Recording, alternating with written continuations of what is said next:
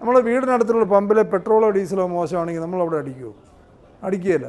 ഈ വണ്ടി ഓടിക്കുന്ന ആൾ എന്തെങ്കിലും ഉത്തരവാദിത്വം അദ്ദേഹം കഴിക്കുന്ന ഒരു ആഹാരത്തിന് ഈ പ്രാധാന്യം കൊടുക്കുന്നുണ്ടോ?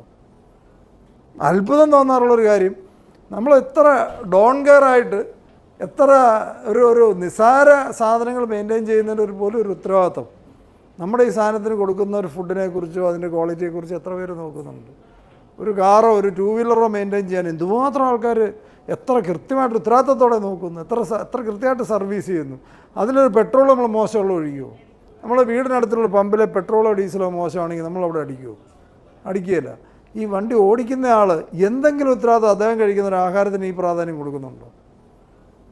ഏത് ഹോട്ടലിൽ നിന്ന് കഴിക്കുന്നത്, അവിടെ ആരാ ഉണ്ടാക്കുന്നത്, എന്ത് സാധനം അവിടെ റോ മെറ്റീരിയൽ ഉപയോഗിക്കുന്നത്, എത്ര പേര് നോക്കുന്നുണ്ട്? ചുമ്മാ പോയി അവിടെ പോയി എന്തെങ്കിലും പറയുക, ആരാ ഉണ്ടാക്കുന്നതെന്നോ, ഇതെങ്ങനെയാണ് ഉണ്ടാക്കിയെന്നോ, ഇതിനകത്ത് എന്താ ചേർത്തിരിക്കുന്നതെന്നോ.